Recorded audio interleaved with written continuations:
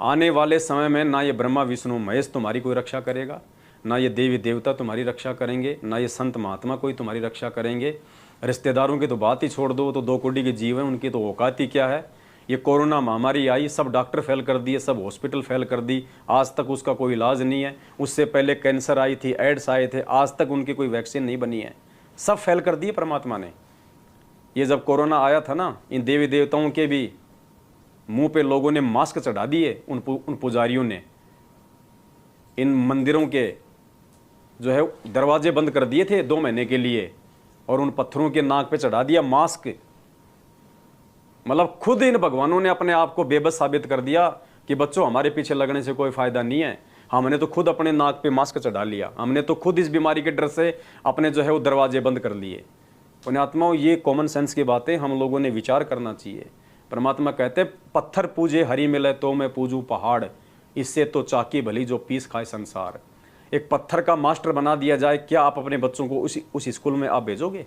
नहीं भेजोगे। आपको पता है कि वो पत्थर मेरे बच्चों को क्या पढ़ाएगा। वो निर्जीव है, जो ना चल सकता ना बोल सकता, वो क्या पढ़ाएगा मेरे बच्चों को। आप अपने बच्चों को उस स्कूल में भेजोगे जहाँ पे कोई जिंदा मास्टर होता है, जहाँ पे कोई जिंदा कोई टीचर होता है। ठीक इसी प्रकार पुण्यात्माओं, ये पत्थरों के देव और देवता, इनसे हमारा भला नहीं हो सकता। भक्ति कोई संत बताएगा, भक्ति जो है वो गुरु बताएगा। अरे अगर गुरु का महत्व ना होता तो जिस रामचंद्र जी को आज पूरी दुनिया जिनको पूजती है, उस रामचंद्र जी को अपना गुरु बनाने की आवश्यकता नहीं थी। हम लोग खाली राम राम करके और यहाँ से मुक्ति प्राप्त करने की सोच रहे हैं। हम तो वो भक्ति भी नहीं कर रहे जो भक्ति रामचंद्र जी करते थे। परमात्मा कहते हैं 3 लोक सब राम जपत है, जान मुक्ति को धाम। और उस राम ने वशिष्ठ गुरु बनाया, उसको मिला ओम नाम। रामचंद्र जी ने तो बेचारे ने खुद अपना वो गुरु बनाया, और वशिष्ठ जी ने उनको ओम नाम का जाप दिया। और तुम पहली बात तो ना कोई ओम नाम का जाप कर रहे, और ओम नाम का जाप भी बिना ओम नाम के जाप को देने वाले अधिकारी गुरु के बिना काम नहीं करता। तुम तो वो भक्ति भी नहीं कर रहे जो रामचंद्र जी कर रहे थे, और रामचंद्र जी का भी मात्र ओम नाम के जाप से मोक्ष नहीं हुआ। द्वापर में आ जाओ, श्री कृष्ण जी का जीवन देख लो। श्री कृष्ण जी ने अपना आध्यात्मिक गुरु बनाया दुर्वासा ऋषि को। क्या जरूरत थी, वो तो खुद भगवान थे ना। लेकिन बिना गुरु के यहाँ के भगवानों का भी मोक्ष नहीं होता, उनकी भी गति नहीं होती। फिर हम 2 कोटि के जीवों की क्या औकात, जो हम बिना गुरु के मनमुखी रूप से पत्थरों पे जल चढ़ा के दूध चढ़ा के हम लोग मोक्ष प्राप्त कर जाएंगे। पुण्यात्मा, विधान से चलेंगे तो हम यहाँ से हम छुटकारा प्राप्त कर सकते हैं। यहाँ के जो भौतिक जो सुख है वो प्राप्त हम कर सकते हैं, अन्यथा नहीं होगा। मनमुखी रूप से हमारे हमारे हमारे हमारे बुजुर्ग जो अमल की भूत बना दिए गए। तो ये बहुत लंबा चौड़ा ये प्रकरण है। परमात्मा ने अपने सत्संगों में सब कुछ ये क्लियर किया हुआ है। हम अपने मुद्दे पे आते हैं, जिस मुद्दे के लिए परमात्मा हमें सात संगतियों के लिए जो है उन्निमित बनाते हैं। तो परमेश्वर कहते हैं कि इस सतपुरुष का जिस घर में नाम, सतपुरुष यानी संत रामपाल जी भगवान का जिस घर में नाम, और उस घर में लड़ाई झगड़ा, उस घर में मनमुटाव, परमात्मा कहते हैं कंजरपना है, भक्ति नहीं है। पुण्यात्माओं, मैं आपको कोई उपदेश नहीं दे रहा, मैं आपको कोई संदेश नहीं दे रहा। मैं भी उसी कैटेगरी में हूँ जिस कैटेगरी में हम भगत भाई हैं।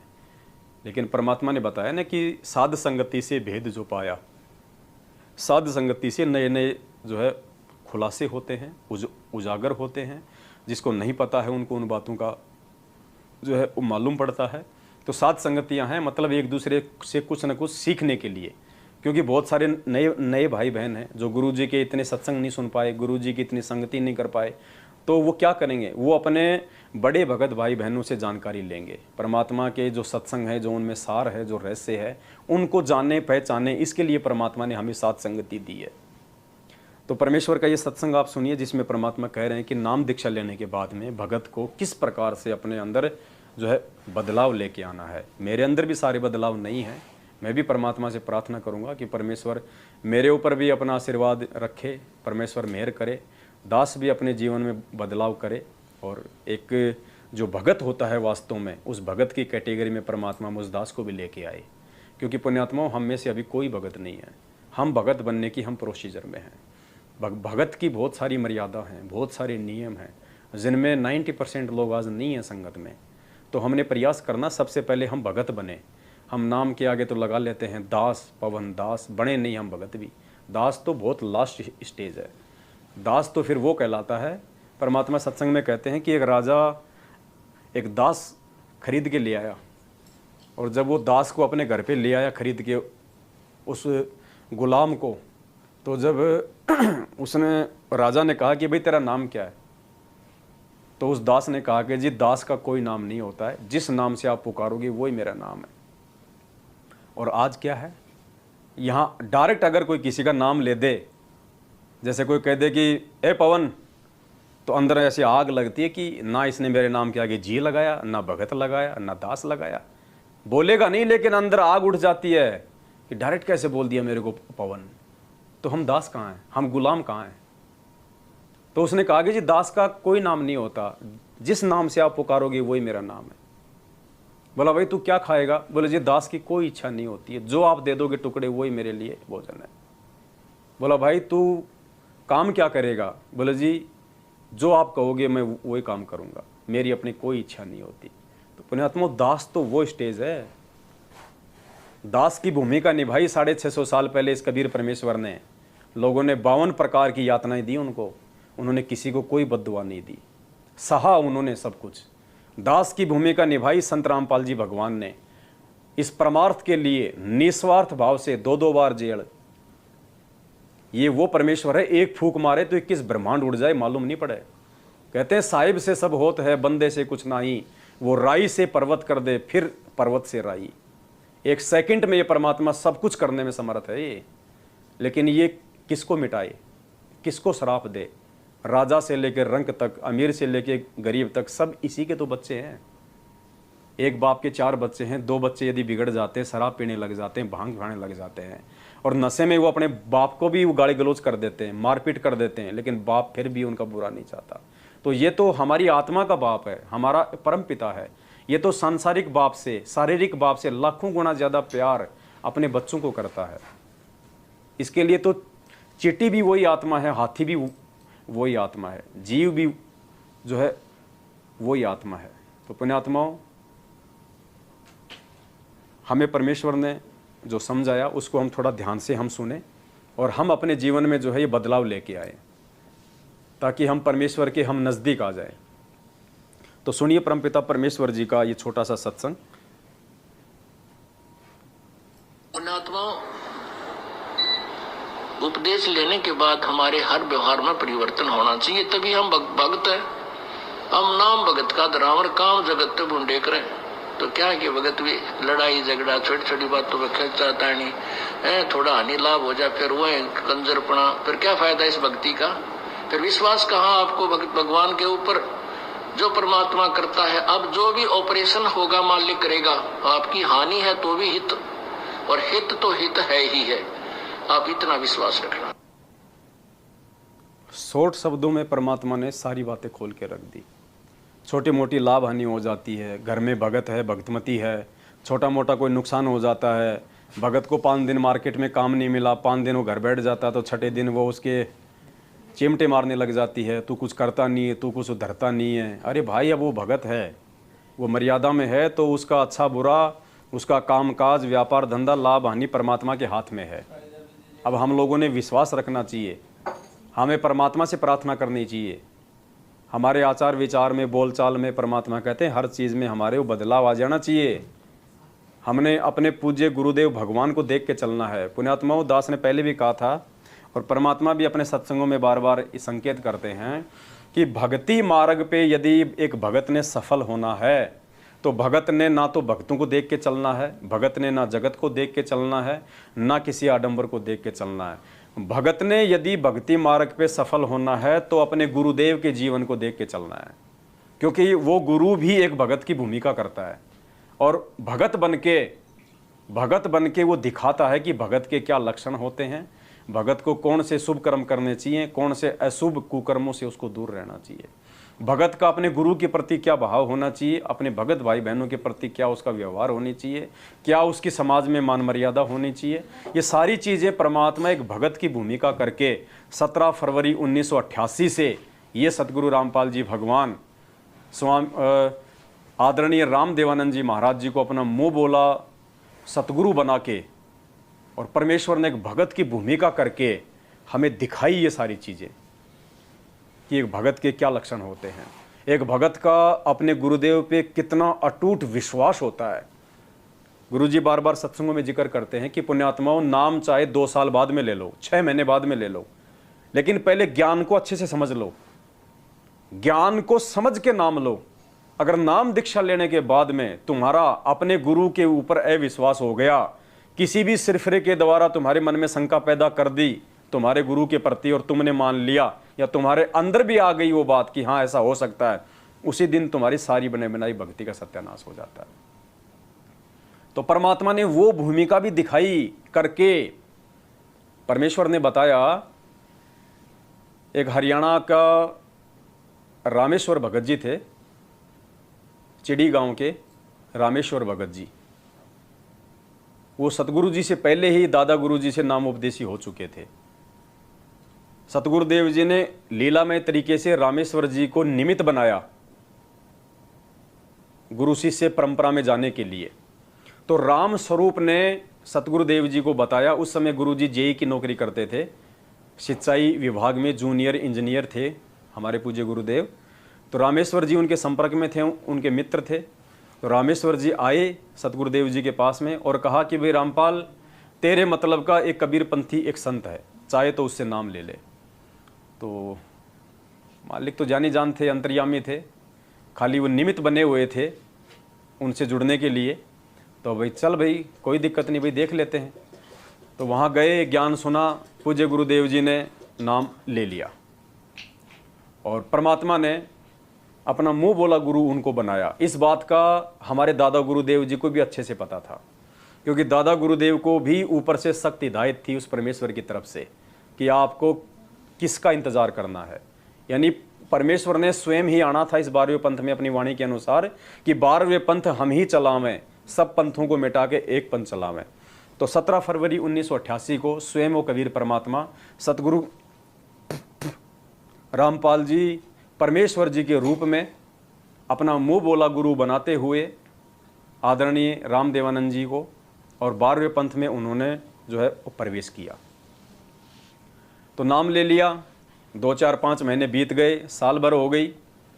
अब पुण्यात्माओं, जहाँ पे गुरु और शिष्य का नाता होता है, परमात्मा कहते हैं वहाँ पे परीक्षा होती है। 650 साल पहले हमारी परीक्षा हुई, क्योंकि हम इस कबीर परमेश्वर के शिष्य थे 64 लाख। परमात्मा ने गणिका रविदास जी को निमित्त बना के हम सब की परीक्षा ली 64 लाख की। हम सब फेल हो गए। क्यों? क्योंकि वो गुरु शिष्य का नाता था, चाहे वो जगत में हो चाहे वो अध्यात्म में हो। जहाँ गुरु शिष्य का नाता आ जाता है वहाँ पे परीक्षा होती है। तो 650 साल पहले हमारी परीक्षा हुई। उसके बाद में दादा गुरुदेव ने, उस समय पंजाब में दादा गुरुदेव के 9 लाख के आसपास उनके जो है भगत हो गए थे।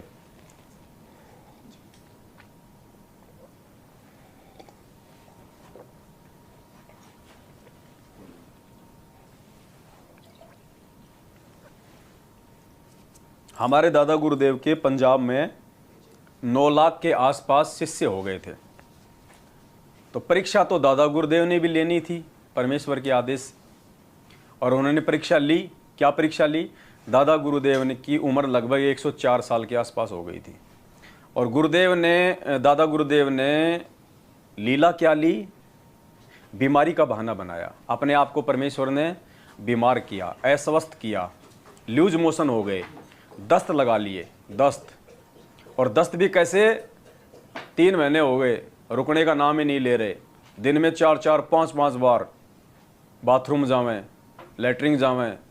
अभी जाके आ गए, हाँ भाई हाथ धुला दिए। 2 मिनट बाद में फिर बाथरूम में चले गए, हाथ धोओ भाई, हाथ धुआ दिए। 2 मिनट बैठे, अरे भाई हाथ धोओ, मेरे हाथ नहीं धुआए। अब भगत सोचें अभी तो धुलाए थे, क्या हो गया गुरुजी को? और यार ये क्या बीमारी हो गई? संगत में खुसर पुसर शुरू हो गई। जैसे 650 साल पहले वो गणिका बहन जो अपने कुकर्मों को छोड़ के परमात्मा से नाम दीक्षा लेके भक्ति करने लग गई, लेकिन हम लोग फिर भी उसको वैश्या ही मान रहे थे कि भाई वैश्या आश्रम में आने लग गई है और ये अपने कुकर्मों से सबको बदनाम करेगी। तो खुसर पुसर शुरू हो गई थी। ऐसे ही दादा गुरुदेव की संगत में खुसर पुसर शुरू हो गई कि भाई अब बात जो है वो बिगड़ने वाली है और अपने गुरु जी का तो थोड़ा बहुत समय बाकी है। भाई 4 दिन लग जाएं, 5 दिन लग जाएं, 3-3 महीने, कोई 10 थोड़ी लगते हैं। और गुरुजी का तो भाई मानसिक संतुलन भी खराब हो चुका है। उनको तो याद ही नहीं रहता मैंने 2 मिनट पहले हाथ धोए थे, 2 मिनट पहले मैं फ्रेश होने गया था, खुसर पुसर शुरू हो गई। क्योंकि परमात्मा कहते हैं गुरु मानुष कर जानते वो नर कहिए अंध, होवे दुखी संसार में फिर आगे काल के फंदे। जो अपने गुरु को मानुष मानेगा, अपने जैसा मानेगा, परमात्मा कहते हैं वो इस जीते जी भी दुखी होगा और आगे चल के फिर वो काल के उसके वो फंदे पड़ेंगे, क्योंकि वो पार होगा नहीं, 84 लाख योनियों में आएगा गुरु को मानुष मानने वाला। अब रामेश्वर जी जो थे वो गुरु जी के पास गए एक दिन और गुरु जी से कहा भाई जेई, बोले हाँ भाई। बोले क्या विचार है? मतलब रामेश्वर जी के कहने का मतलब ये था कि कोई दूसरा गुरु बना ले, ये गुरु तो डगमग हो गया, ये तो मानसिक संतुलन खो दिया इसने, तो अपना पागल हो गया, बूढ़ा हो गया, पता नहीं कब इसकी टिकट कट जाए। तो गुरु जी ने कहा भाई क्या बात हुई? बोला भाई देख ले संगत में जो चल रहा है। मतलब हमें परमात्मा पुण्यात्मा पाठ पढ़ा रहे हैं, ध्यान रखना गुरु के प्रति कितना विश्वास होना चाहिए अगर गुरु बनाया तो। या तो पहले परमात्मा कहते हैं ना पानी पियो छान के गुरु बनाओ जान के। गुरु बनाने से पहले अपनी तसल्ली कर लो पहले अच्छे से, हर प्रकार से शंका का समाधान कर लो। नाम लेने के बाद अपने गुरु में कोई मन में कोई विक्षेप नहीं आना चाहिए। अर्जुन सर्जुन में 650 साल पहले थोड़ा सा विक्षेप आया था, 250 साल तक परमात्मा ने उसी शरीर में रखा। अब देख लो आज जो 50-60 साल के हैं वो कितने दुखी है बुढ़ापे से। तो 250 साल अर्जुन सर्जुन ने कैसे निकाले होंगे बुढ़ापे में, वो सज़ा मिली उनको गुरु में दोष देखने की। तो गुरु जी ने कहा कि भाई क्या हो गया? बोले देख ले भाई आजकल ऐसा चल रहा है संगत में। तो उस समय तो ज़्यादा उन्होंने जिक्र नहीं किया। 15-20 दिन बाद फिर मिले वो गुरु जी से। बोले भाई जेई मेरी बातों पे कुछ विचार किया कि नहीं किया? बोले भाई कौन सी बातें? अरे बोलो पता नहीं क्या संगत में क्या चल रहा है? बोले यार गुरु जी की उम्र भी ज़्यादा हो गई, वैसे भी अब मानसिक संतुलन भी गुरु जी का बिगड़ गया है और कोई और देख लेते हैं कोई कबीर पंथ में। तो उस समय सतगुरु रामपाल जी भगवान ने उनको एक शिष्य की भूमिका में जो बात कही थी, परमात्मा ने कहा रे रामेश्वर, अरे रामेश्वर नालायक व्यक्ति, तेरे जीव में ये शब्द कहने से पहले कीड़े क्यों नहीं पड़ गए कि गुरुजी का मानसिक संतुलन खराब हो गया? नालायक तेरे जीव में कीड़े क्यों नहीं पड़ गए? अरे गुरु यानी भगवान, और अगर भगवान का दिमाग खराब हो जाएगा, अगर भगवान का मानसिक संतुलन खराब हो जाएगा तो नालायक उस भगवान की वचन शक्ति से जो ब्रह्मांड अपनी अपनी जगह पे घूम रहे हैं, चल रहे हैं, पूरी सृष्टि का संचालन हो रहा है, ये टूट टूट के नीचे गिर जाएंगे। परमात्मा कहते हैं पोपाटी पगड़ा भया और जागी जिया जून, सब काहों को देते हैं वो चोंच समाना चून। जो परमात्मा चींटी को कर्ण हाथी को मन दे रहा है, पूरी सृष्टि का संचालन कर रहा है, नालायक जिस दिन उसका दिमाग खराब हो गया उस दिन तू क्या यहाँ पे टिंडे लेने के लिए जीवित रहेगा? तो रामेश्वर की भी बात समझ में आ गई कि भाई हो तो गई गलती, क्योंकि इतना दृढ़ विश्वास उसको था नहीं। और जब एक दूसरे भगत से इस प्रकार की बातें कोई सुनता है तो ऑटोमेटिक मन में वो लहर उठती है। तो बोला भाई जय साहब मेरे को तो माफ़ कर दे, गलती हो गई। बोले माफ़ी मांग, बोले गुरुजी से, नालायक।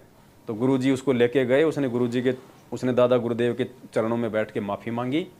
उस समय परमात्मा ने पूरी संगत को इकट्ठा किया और उस पूरी संगत में से केवल सतगुरु रामपाल जी भगवान अकेले ही जो है उपास हुए थे, पूरी 9 लाख की संगत में। ये तो परमेश्वर थे, ये तो एक भूमिका कर रहे थे एक भगत की आप और हमें समझाने के लिए कि अगर गुरु बनाया है तो नालायको फिर उसके वचन पे भी फिर टिको। एक बचे थे अकेले और पूरी संगत को इकट्ठा करके दादा गुरुदेव ने कह दिया था कि आज के बाद यह रामपाल नाम दीक्षा देगा और जो इसको अपना गुरु नहीं बनाएगा वो मेरा कुछ नहीं लगता। तो थोड़े बहुत बचे थे, बाकी सब चले गए थे छोड़ छाड़ के। बोले ये कल का छोरा, इसको हम बोले अपना गुरु बनाएंगे। उस समय लाल लाल भेक लिए बैठे थे, लाल लाल कपड़े लिए, कई बाबा बन के भी बैठे हुए थे। वो सोच रहे थे हमें मिलेगी गद्दी, हमें मिलेगा आश्रम गुरु जी के जाने के बाद।